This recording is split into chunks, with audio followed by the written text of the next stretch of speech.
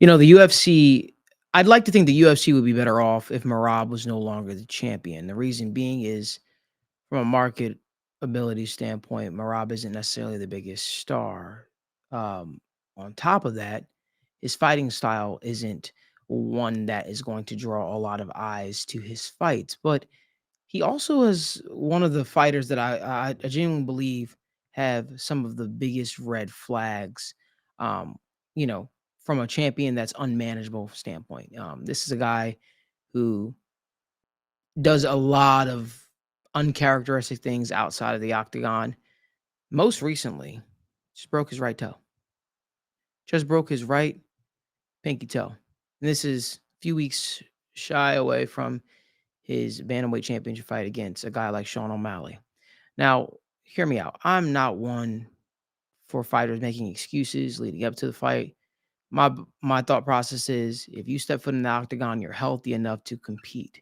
So I wasn't a fan of Sean O'Malley coming out saying that he had rib cartilage tear to where he couldn't wrestle, and that impacted his ability to stuff the takedowns of Marab, which then impacted his performance on fight night.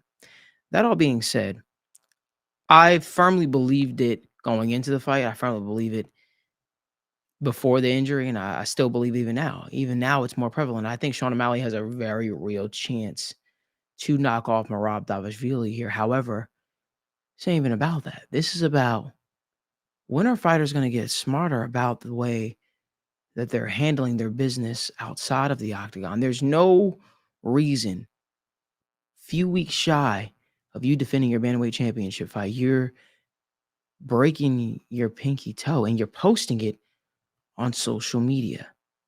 For me, what does that do to the odds makers? What do the books think of that injury?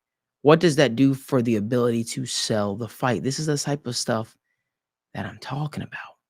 He did the same thing, if I recall correctly.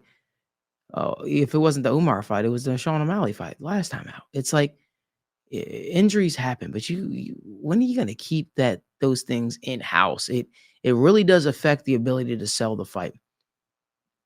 That all being said, I think that Sean O'Malley was a tough task for Merab going into this fight. Now you're dealing with a more motivated Sean O'Malley, and now you're dealing with the potential injury. How does that impact Merab? We'll see on fight night. We'll see in Newark, New Jersey on fight night. But let me know down in the comment section what you guys think. Do you guys think Merab wins this fight? Do you think Sean O'Malley wins this fight? Either way, it's a very intriguing discussion.